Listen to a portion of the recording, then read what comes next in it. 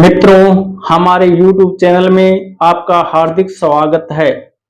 एकादशी के घरेलू सरल उपाय और गुरु पुष्प नेत्र में क्या करें, एकादशी में क्या करें और क्या नहीं करें। एकादशी को लकड़ी का दांतुन तथा पेस्ट का उपयोग नहीं करें।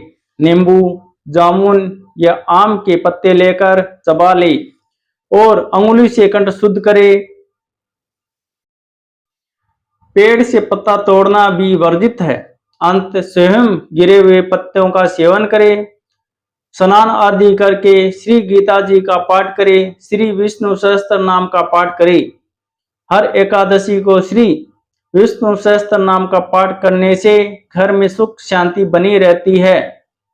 राम रामेति रामेति रमे रामे मनोरमे सहस्त्र नाम तुल्यम राम नाम वरनाम। एकादशी के दिन इस मंत्र के पाठ से श्री विष्णु सहस्त्र नाम के जप के समान पुण्य प्राप्त होता है। ओम नमो भगवते वासुदेवाय। इस द्वादश अक्षर मंत्र अथवा गुरु मंत्र का जप करना चाहिए। चोर, पाखंडी और दुराचारी मनुष्य से बात नहीं करनी चाहिए। यथासंभव मौन रहे। एकादशी के दिन भूल करके भी चावल नहीं खाना चाहिए, न ही किसी को खिलाना चाहिए। इस दिन फलाहार अथवा घर में निकाला हुआ फल का रस अथवा दूध या जल पर ही रहना लाभदायक है। व्रत के दिन दशमी, एकादशी और द्वादशी के इन 3 दिनों में कांसे के बर्तन, मांस, प्याज, लहसुन, मसूर, उड़द, चने, कांदो, एक प्रकार का धान, साग, शहद, तेल और अत्यम पान, अत्यधिक जल का सेवन, इनका सेवन न करे। फलाहारी को गोभी, गाजर, सलजम, पालक, कुल्फा का साग इत्यादि सेवन नहीं करना चाहिए। आम, अंगूर, केला, बादाम, पिस्ता इत्यादि अमृत फलों का सेवन करते रहना चाहिए। जुआ, निंद्रा, पान, पराई निंद्रा, चुगली, चोरी, हिस्सा, मैथुन, क्रोध तथा झूठ, कपड़ा आदि अन्य कुकर्मों से नितांत दूर रहना चाहिए।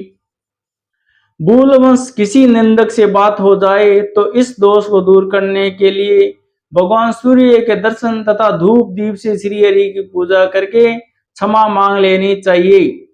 एकादशी के दिन घर में झाड़ू नहीं लगाए, इससे चींटी आदि सूक्ष्म जीवों की मृत्यु का भय रहता है। इस दिन बाल नहीं कटवाने चाहिए।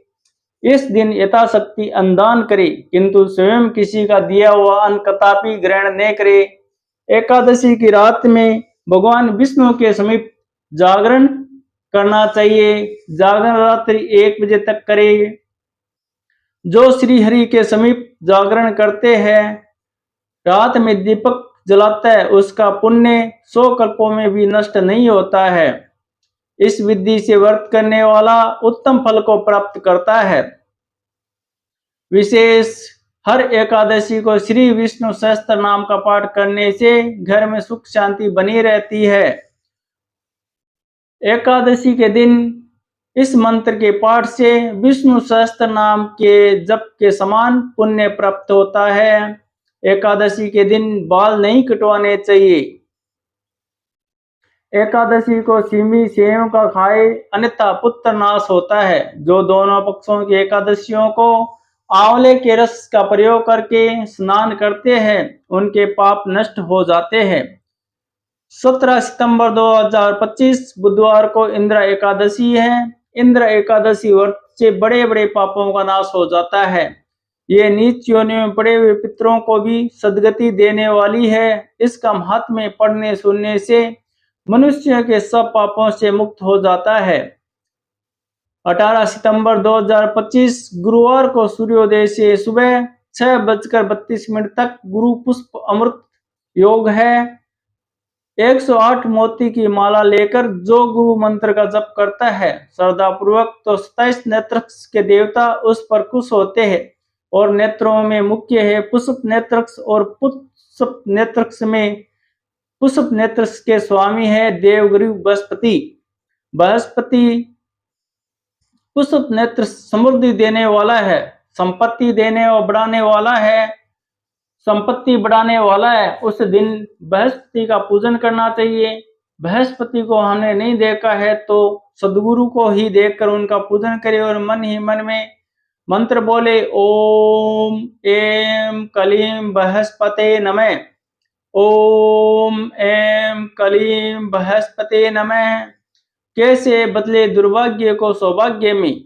बरगद के पेड़ पर गुरु पुष्प या रवि पुष्प योग में हल्दी से स्वस्तिक बनाकर घर में रखे।